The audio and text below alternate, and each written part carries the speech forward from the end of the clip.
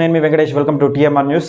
ఇక నిన్న మొత్తానికి బీఆర్ఎస్ నాయకులు ఒకరికొకరు ప్రెస్ మీట్ పెట్టారు. మరి నిజంగా మంత్రి జగదీశ్వర్ రెడ్డి కూడా ఏది న్యూస్ లైన్ జర్నలిస్ట్ శంకర్ పైన దాడి జరిగింది కదా, దాన్ని తీవ్రంగా ఖండించిండు. అలాగే అక్కడికి పోయి కూడా పరామర్శించిండు. నిజంగా జర్నలిస్టు శంకర్ పైన దాడి అనేది చాలా బాధాకరమైన విషయం. ఇలాంటి జర్నలిస్టుల పైన దాడులు అనేది నిజంగా ప్రభుత్వం ఇందులో ఎవరున్నా కానీ చట్టపరంగా చర్యలు తీసుకోవాలి. అలాగే దీన్ని పూర్తి స్థాయిలో విచారణ జరిపి వీళ్ళపైన చర్యలు తీసుకోవాలి. ఇది దాడి అనేది చాలా బాధాకరం. కానీ జర్నలిజం ముసుగులో ఇష్టమైన భాష వాడుతూ, ఇష్టమైన లాంగ్వేజ్ నిజంగా ఇష్టం ఉన్నట్టు మాట్లాడుతూ ఇలా అనేది వల్గర్ లాంగ్వేజ్ అనేది వీళ్ళు కూడా కొంచెం అదుపులో పెట్టుకోవాలి. ఎట్లా మీరు జర్నలిస్టులు కానీ ఇష్టమైన మాట మాట్లాడతాం, ఇష్టమైన ఎవరు పడితే ఆడలాంటాం, కంటెంట్ లేకుండా మాట్లాడతాం, నిజంగా ఆధారం లేకుండా వరుతాం అంటే అది కలవదు. ఈ వాగడం అనేది బంద్ చేయాలి ఇప్పటికైనా. ఇప్పుడు ఆయన కొట్టడం అనేది చాలా బాధాకరమైన విషయం, చాలా తప్పు. అది ఎవరు చేసినా కానీ చాలా తప్పే.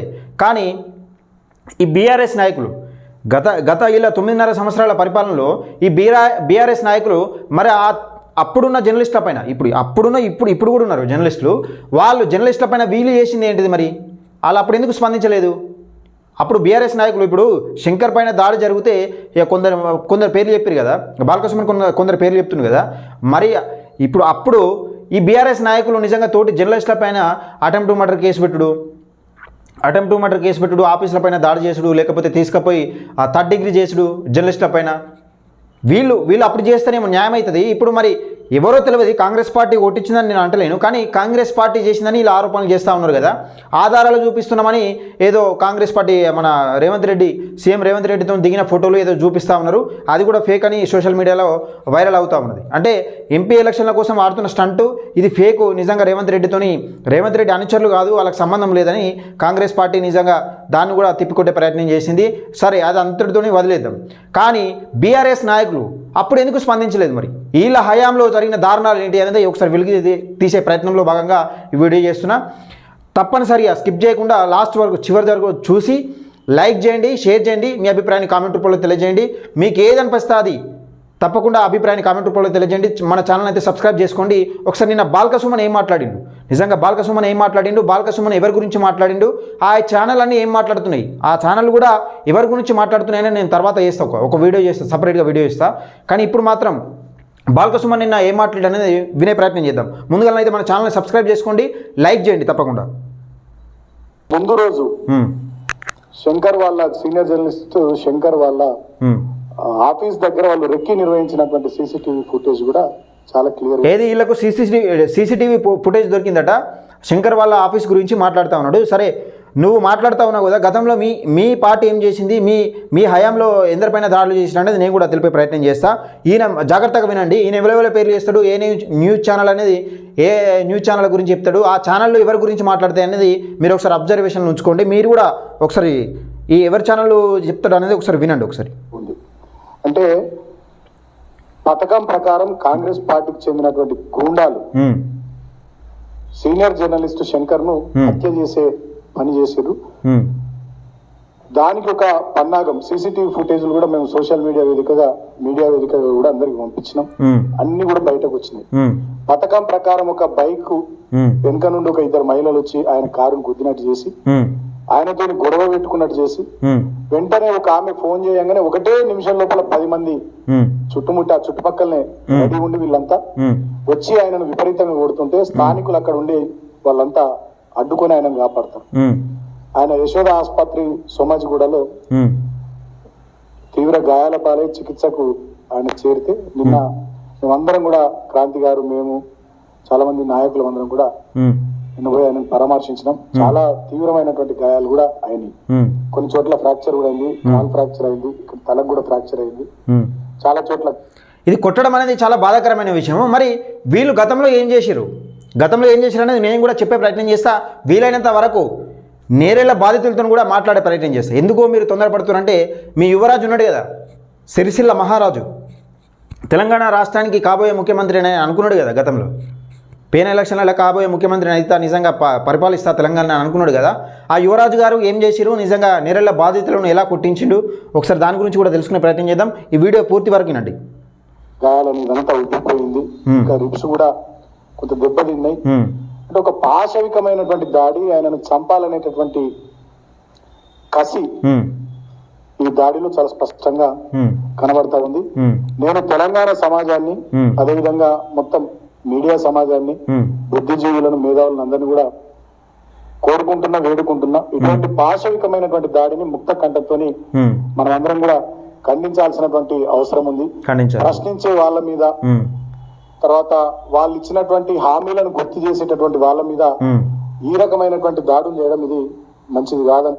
ఇగో ప్రశ్నించే వాళ్ళ విన, ప్రభుత్వం ఇచ్చిన హామీల విన ప్రశ్నించడం అనేది నిజంగా అడిగిన వాళ్ళ విన ఇలాంటి దాడులు చేయడం అనేది చాలా బాధాకరమైన విషయం అని మాట్లాడుతున్నాడు కదా. నిజంగా గతంలో కూడా మీరు ఇచ్చిన హామీల విన దళిత బంధు ఏమైంది, నిరుద్యోగ భృతి ఏమైంది, 3 ఎకరాల భూమి ఏమైంది అని ప్రశ్నించిన జర్నలిస్టుల పైన మీరే ఏ రకంగా పెట్టిర్రు?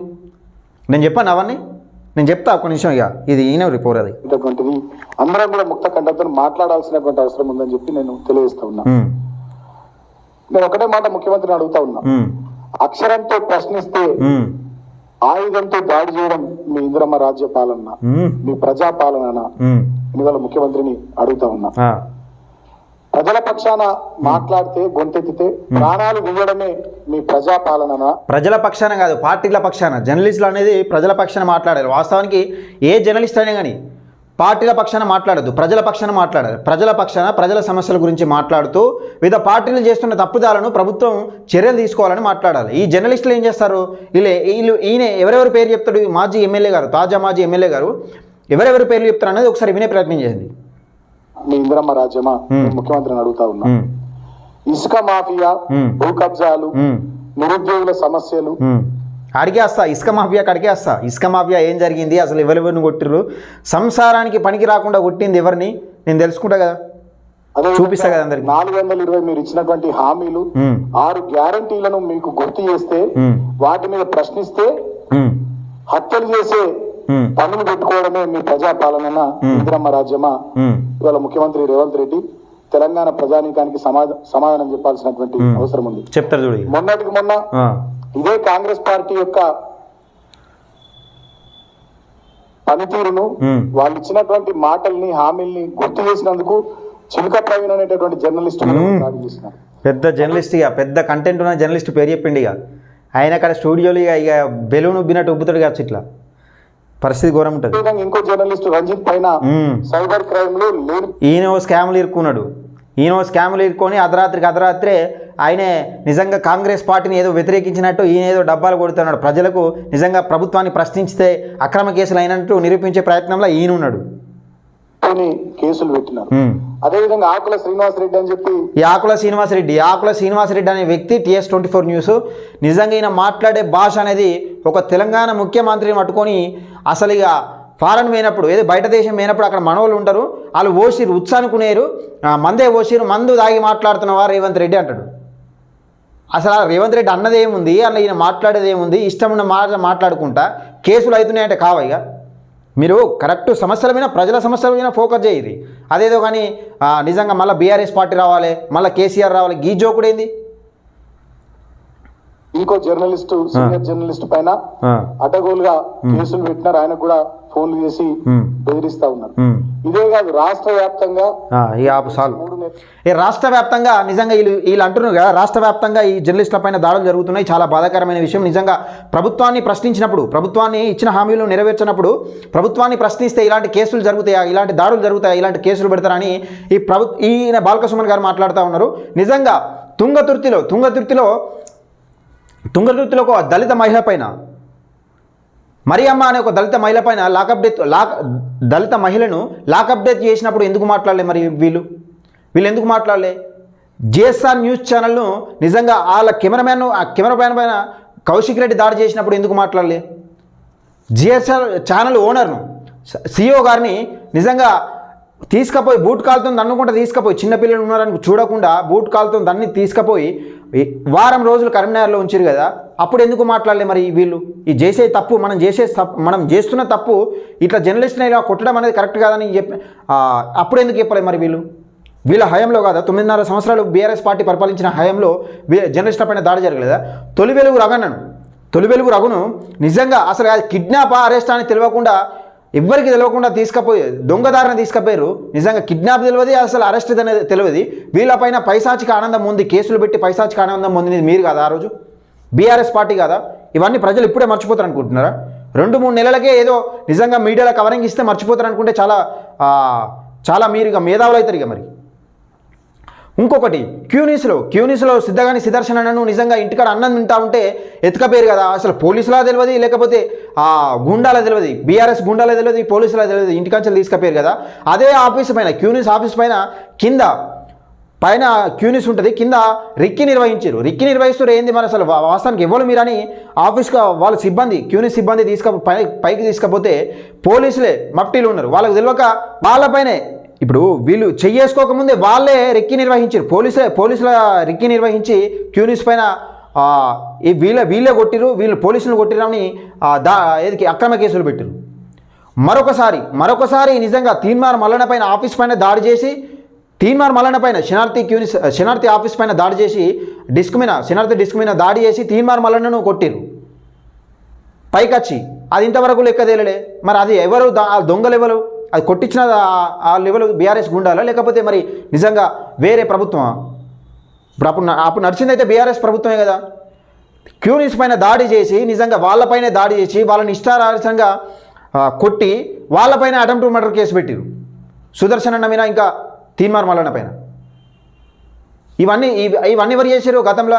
ఇప్పుడు గతంలో కాదు, మొన్ననే కదా, అంటే 2 years అవుతుంది కావచ్చు, 1 year అవుతుంది కావచ్చు, 1 year 2 years అవుతుంది.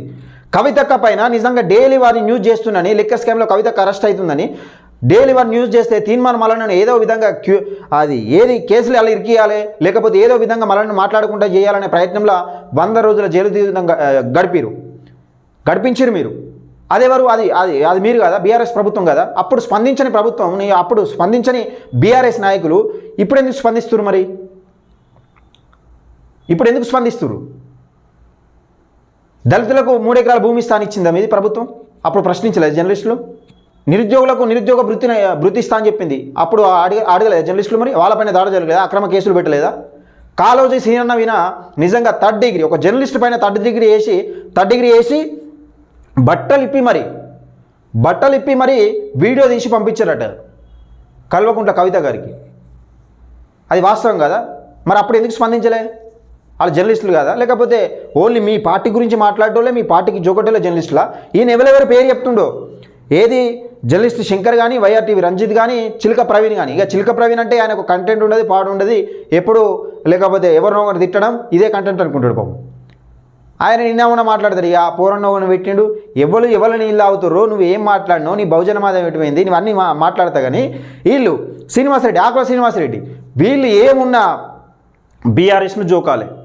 వీళ్ళ కంటెంట్ కూడా చూడండి. ఇప్పుడున్న స్టంట్ ఎట్లా చేస్తారంటే, బీఆర్ఎస్ పార్టీ నిజంగా బీజేపీను కాంగ్రెస్ ఒకటే, వీళ్ళు మాట్లాడేంత ఒకటే, బీజేపీను కాంగ్రెస్ ఒకటి. ఇప్పుడు ఎన్నికల నినాదం అన్నట్టు ఇది.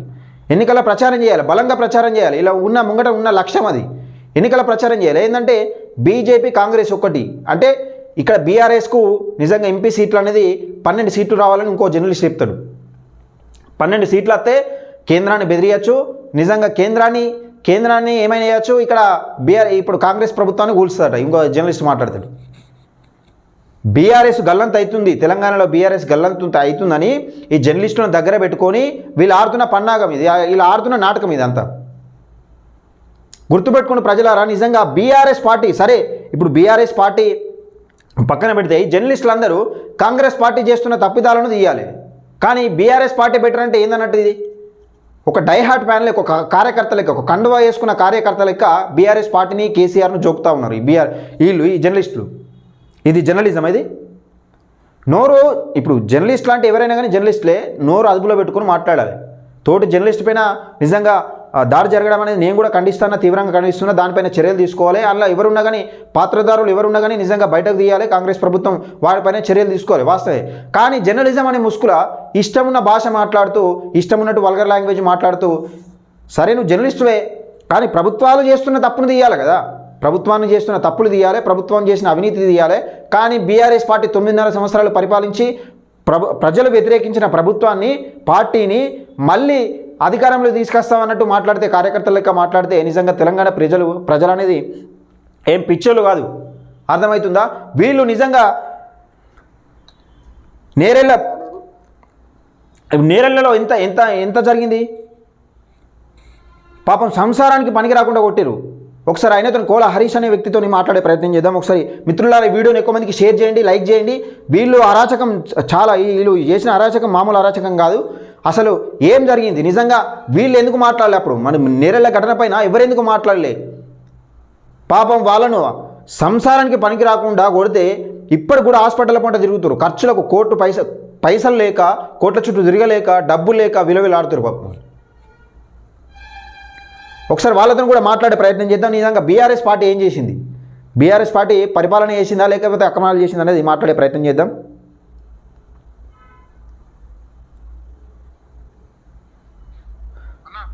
అన్న నమస్తే అన్న. బీఆర్ఎస్ పార్టీ గతంలో అసలు ఏం చేసింది? నిజంగా నిన్న జర్నలిస్టు పైన ఒక దాడి జరిగినప్పుడు ఈ మంత్రులు కానీ ఎమ్మెల్యేలు కానీ వీళ్ళందరూ అడుగుతున్నారు, ఈ దాడి అనేది చాలా బాధాకరమైన విషయమైనా అడుగుతున్నారు. మరి నిజంగా మీ పైన ఎలా దాడి చేసిర్రు, ఎట్లా జరిగింది అన్నది ఒకసారి వివరించండి అన్న. అన్న అవునవును.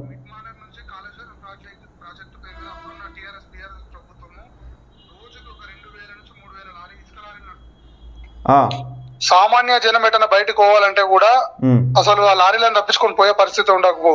మా నేరల నుంచి సిరిసిలకు 12 కిలోమీటర్లు ఉంటదన్న. ఆ 12 కిలోమీటర్ల సిరిసిలకు ఏదైనా పని మీద రావాలంటే దాదాపు ఒక 5-6 గంటల సమయం పడుతుంది.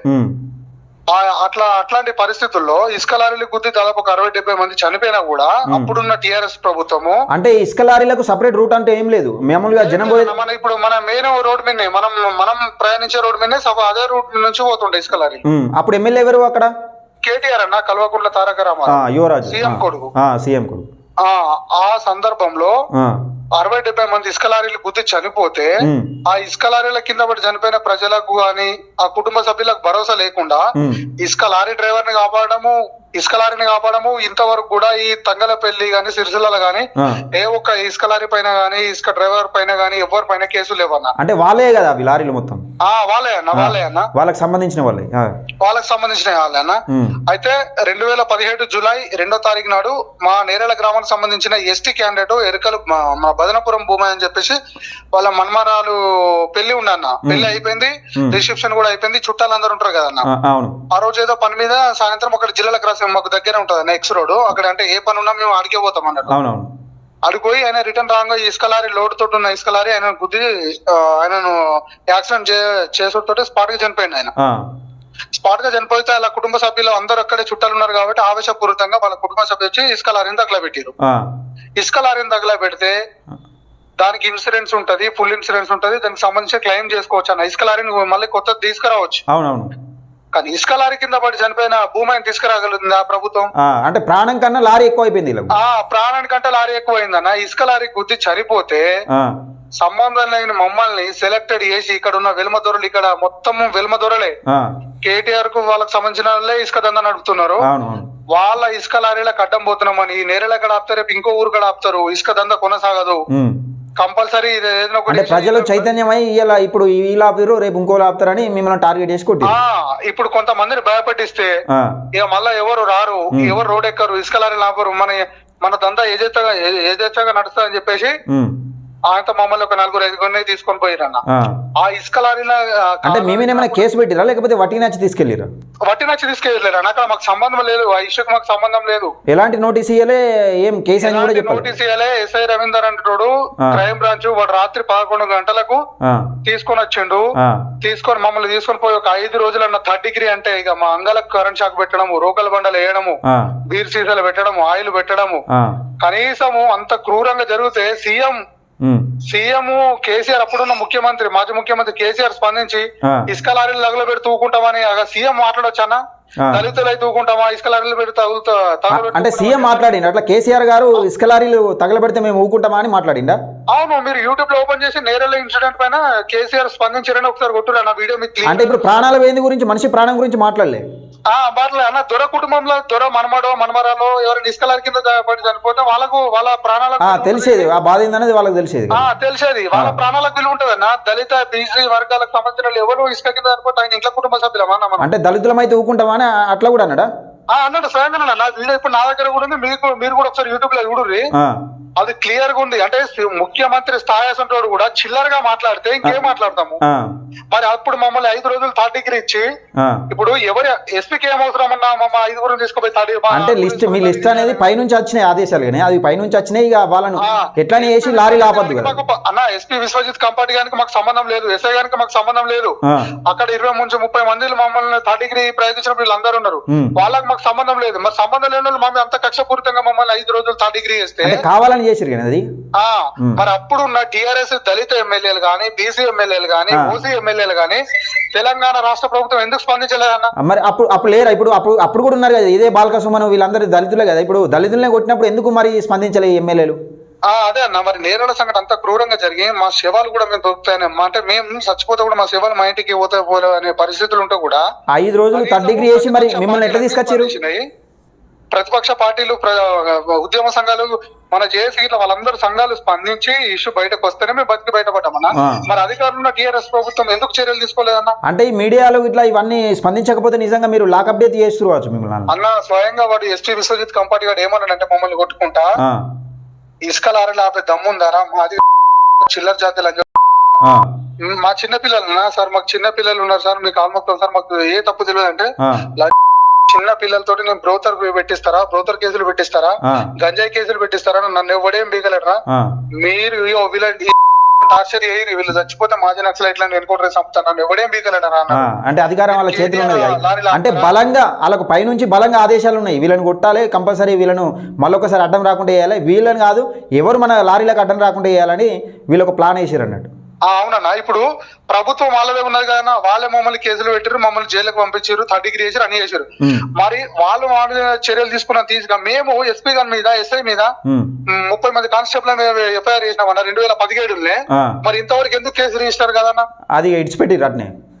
ఎస్పీ గారిని ఎందుకు చర్యలు తీసుకోరన్న? నిజంగా ప్రభుత్వం దళితుల పక్షాన ఉంటే, మరి అప్పుడున్న టీఆర్ఎస్ ప్రభుత్వము దళితుల పక్షాన ఉంటే, కేటీఆర్ అంటూ మంచి నాయకుడు అయితే మరి మా దగ్గరికి ఎందుకు రాలేడన్నా? 8-9 ఏళ్ల నుంచి మా దగ్గరికి ఎందుకు రాలేడన్నా? అంటే మీరు కేటీఆర్ ఎప్పుడన్నా పర్యటన వచ్చినప్పుడు నిజంగా మీరు ఇంట్లో ఉండనిచ్చిరా, లేకపోతే కేటీఆర్ రాకముందే మిమ్మల్ని ఎప్పుడన్నా స్టేషన్ లో తీసుకుపోయి పెట్టారు? అన్న, కేటీఆర్ సిద్దిపేట దాటుతుందంటే చాలు మమ్మల్ని నిర్బంధించి ఒక 100 నుంచి 200 మంది పోలీసులు, ఒక బెటాలియన్ వ్యాను, దాదాపు ఒక 7-8 మంది ఎస్ఐలు, ఒక డిఎస్పీ, ఒక ఏఎస్పీ, వీళ్ళందరూ మా ఇంటికాడ మా ఎవ్వరు ఇంట్లో వాళ్ళు గప్చుప్పు ఉండాలి. ఏంటంటే మన నిజాం కాలంలో దొరవస్తే చెప్పులు పట్టుకొని మనం ఎట్లా జాగుండేటోళ్ళు, మనం తోవుకుంటూ పోతే ఇట్లా పాతకాలంలో చూసినాం కదా మన చరిత్రలో.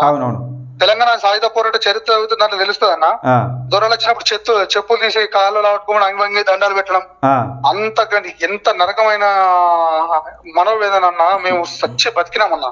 అంటే ఇప్పుడు ఒక విధంగా మీరు నిజంగా టీఆర్ఎస్ పార్టీ అనేది, బీఆర్ఎస్ పార్టీ అనేది అధికారం కోల్పోవడానికి మీకు ఒక వంతు నయం అయిపోయింది. నయంగా అన్న. దాంట్లో మేము కీలక పాత్ర పోషించింది. నేరాల ఇష్యూ నుంచి ఈ రాష్ట్ర ప్రభుత్వానికి వ్యతిరేకత స్టార్ట్ అయింది. అవునవును.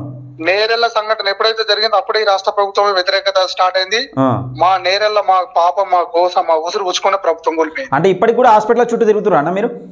అన్న, హాస్పిటల్ చుట్టూ తిరుగుతున్నాం, కేసుల చుట్టూ తిరుగుతున్నాం అన్న. మేము మా ఖర్చులు కట్టుకోలేక మేము నానా రకాలుగా అందరిని అడిగి మేము విసిగిపోయి ఉన్నామన్న.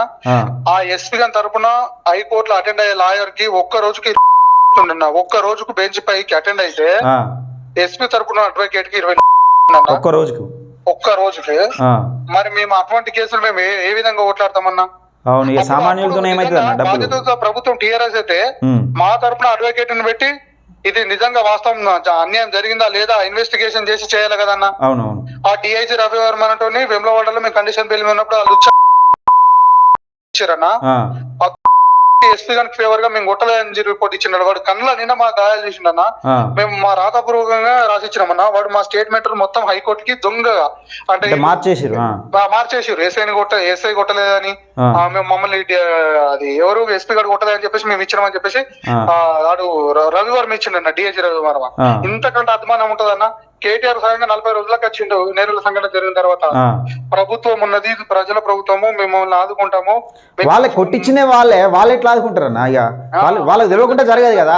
కేటీఆర్ అంటాడు మా దగ్గరకు వచ్చినప్పుడు చెప్పిన విషయం చెప్తున్నాను. అంటే జనం కూడా తెలవాలి ఈ విషయం. అవునవును. మా దగ్గర 40 రోజుల తర్వాత వచ్చి చదువుకున్న వాళ్ళకి విద్యార్హతను బట్టి ప్రభుత్వ ఉద్యోగము, 3 ఎకరాల భూమి, డబుల్ బెడ్రూమ్, ట్రాక్టర్, ఆర్థికంగా ఒక 30 లక్షల రూపాయలు, లైఫ్ లో మీకు ఏ హెల్త్ కార్డ్స్ ప్రొవైడ్ చేస్తాము. మీరు జీవితాంత కాలం మీకు ఏ ఇబ్బంది వచ్చినా మీరు ఎక్కడైనా 20 లక్షల నుంచి 50 లక్షల వరకు మీకు ఏ నష్టం జరిగినా చూపించుకోవాలని చెప్పేసి మాకు నమ్మ మాటలు చెప్పి మోసం చేసిపోయింది అన్న. అంటే లక్షలు పోనీ అని కనీసం హెల్త్ కార్డ్ అని ఇచ్చి రైలు ఇంతవరకు లేదన్న, అదే ఇస్తా అన్నాడు. మమ్మల్ని దాటిపోయింది, కథ మర్చిపోయింది ఇక లేదా అయిపోయింది. అంటే ఈసారికి సీఎం అవుతా అన్నట్టు అనుకున్నాడు కానీ ఇక తప్పిపోయింది అన్న. వీలైనప్పుడు ఒకసారి మన స్టూడియోకి రాండి అన్న మీరు. తప్పకుండా వస్తానా. మాకు జరిగిన అన్యాయాన్ని ఈ తెలంగాణ రాష్ట్ర వ్యాప్తంగా ఇప్పుడు ఎంపీ ఎలక్షన్స్ కూడా వస్తున్నాయి, కంపల్సరీ రాష్ట్ర వ్యాప్తంగా తిరుగుతాం. అప్పుడు ఎందుకంటే మాకు స్వేచ్ఛ లేదన్న, అప్పుడు తిరుగుదామంటే. అవునవును, ఇప్పుడు స్వేచ్ఛ ఉంది. దాదాపు నిజంగా కొందరు జర్నలిస్టులు ఏం చేస్తా ఉన్నారంటే బీఆర్ఎస్ పార్టీ దళితులకు నిజంగా ఏదో న్యాయం చేసింది, దళితుల పక్షాన మాట్లాడింది జర్నలిస్టులు. అన్న టీఆర్ఎస్ ప్రభుత్వం ఇట్లా దళితుల పక్షాన ఉంటా, నేను ఎక్కడికి రమ్మంటే అక్కడికి వస్తాను. కేటీఆర్ వస్తాడా, కేసీఆర్ వస్తాడా, హరీష్ రావు వస్తాడా, కవిత వస్తాడా, ఎవరైనా వస్తారా వాళ్ళ బిలువురు నేను వస్తా. అంటే ఇప్పుడు కొందరు జర్నలిస్టులు ఎట్లా అంటే నిజంగా దళితుల పక్షాన కాంగ్రెస్ పార్టీ మోసం చేస్తుంది, నిజంగా బీఆర్ఎస్ పార్టీ ఏదో న్యాయం చేసింది అన్నట్టు కొట్లాడుతూ ఉన్నారు. అన్న సిరిసిల్లనే చిన్న అమ్మాయిలన్న 5వ తరగతి చదువుకున్న పిల్లల్ని ఇక్కడ ఉన్న వెల్మ సామాజిక వర్గము హాస్టల్ 500,000 రూపాయలు ఇచ్చి అత్యాచారాలు చేసిరన్న. అవునవును, ఆ మధ్యలో సోషల్ మీడియాలో వైరల్ అయిపోయింది. తీర్మార్మలన్న ఒక టీం ను పెట్టి ఎంక్వైరీ చేసి బయట పెట్టిండన్న. ఇంతకంటే అభిమానం ఉంటుందన్నా? అవునవును, సిగ్గుండాలన్న మాట మాట్లాడటానికి. దళితులకు సపోర్ట్ చేసింది టీఆర్ఎస్ ప్రభుత్వం అంటే ఆ మాట్లాడటానికి సిగ్గులు ఉండాలి. వాడు ఒక మనిషి పుట్టుక పుడితే వారికి తెలిసి ఉండాలన్న. ఓకే థ్యాంక్ యూ అన్న. ఒకసారి రండి మన ఆఫీస్కు అన్న. తప్పకుండా వస్తానా. ఓకే థ్యాంక్ యూ అన్న. ఓకే అన్న. ఇది ఇగో నేరెళ్ళ ఘటన పైన బీఆర్ఎస్ పార్టీ చేసిన ఘనత ఇది, యువరాజు చేసిన ఘనత ఇది. కొంచెమన్నా సిగ్గు ఉంటే జర మాట్లాడడానికి కొంచెమన్నా తలకాయ సోయి ఉంటుంది మీకు మాట్లాడడానికి. అసలు విషయాలు ఏంది, అసలు ఏం జరిగింది, నిజంగా బీఆర్ఎస్ పార్టీ పరిపాలనలో దళితులపైన ఎట్లా అఘాయిత్యాలు జరిగినాయి, ఎంత అన్యాయంగా కొట్టిర్రు. అసలు 5 రోజులు ఆగకుండా థర్డ్ డిగ్రీ ప్రయోగించిరట, కరెంట్ షాకులు పెట్టిరట. ఇయో ఇది కనీసం హెల్త్ కార్డులు కూడా ఇవ్వలే వాళ్ళకు. 20 లక్షలు ఇస్తాం, 30 లక్షలు ఇస్తాం, ఇంటికో ఉద్యోగం ఇస్తాం, దళిత బంధు ఇస్తాం, ఏది కావాల్సిన విద్యార్హతను బట్టి ఉద్యోగం ఇస్తామని చెప్పిండట. గివ్వేనా కేటీఆర్ మాటలు? ఇవి తెలుసుకోకుండా, అసలు జరిగింది ఏదో తెలుసుకోకుండా బీఆర్ఎస్ పార్టీ రావాలి, మళ్ళీ సారే రావాలి, మళ్ళీ కారే రావాలంటే దానికి అర్థం ఉంటుంది తెలంగాణ ప్రజలారా. నిజంగా వీలైనంత వరకు కోల హరీష్, ఇప్పుడు నేను మాట్లాడింది కోల హరీష్తోని, వీలైనంత వరకు అన్నతోని కూడా ఒక ఇంటర్వ్యూ ప్లాన్ చేస్తా. అసలు బీఆర్ఎస్ పార్టీ చేసింది ఏంది, దళితులకు చేసింది ఏంది, నిజంగా తెలంగాణ సమాజంలో ఏం చేసింది. ఇసుక గురించి బాల్క సుమన్ మాట్లాడతాడు. ఇక ఇసుక మాఫియా చేస్తే అడ్డుకుంటే ప్రశ్నిస్తే దాడులు చేస్తారా? ఇవేంటి మరి? చంపేసిరు ఏకంగా. లారీ గాలబెట్టినందుకు ఆక్రోషంతో లారీ ప్రాణం తీస్తే లారీని గాలబెట్టినందుకు మనుషులపైన థర్డ్ డిగ్రీ చేసిరు 5 రోజులు. సెలెక్టెడ్ క్యాండిడేట్ ఎవరెవరైతే మర్రపడతాడో, ఎవరెవరైతే మాట్లాడతాడో, గొంతుతో ఎక్కువ మాట్లాడగలుగుతారో వాళ్ళని సెలెక్ట్ చేసి 5 రోజులు థర్డ్ డిగ్రీ చేసిరట వాళ్ళపైన, కరెంట్ షాక్. వీళ్ళపైన ఇప్పటివరకు చర్యలు లేవు. దయచేసి నేను రేవంత్ రెడ్డి గారికి కూడా విన్నపం చేస్తా ఉన్నా, నేరేళ్ల దళితులు ఎవరైతే వాళ్ళని శిక్షణ అనుభవించారో, నిజంగా దారుణానికి పాల్పడ్డారో వాళ్ళపైన చర్యలు తీసుకోవాలి. ఈ పైన ఆఫీసర్లు ఎవరైతే ఉంటారో వాళ్ళపైన చర్యలు తీసుకోవాలి. సంఘటన ఇలా జరిగింది దానిపైన పూర్తి విచారణ చేసి ఈ బాధితులకు న్యాయం చేయాలని నేను మనస్ఫూర్తిగా కోరుకుంటున్నా. ఈ వీడియోని ఎక్కువ మందికి షేర్ చేయండి, లైక్ చేయండి, మీ అభిప్రాయాన్ని కామెంట్ రూపంలో తెలియజేయండి. తప్పకుండా మన ఛానల్ అయితే సబ్స్క్రైబ్ చేసుకోండి.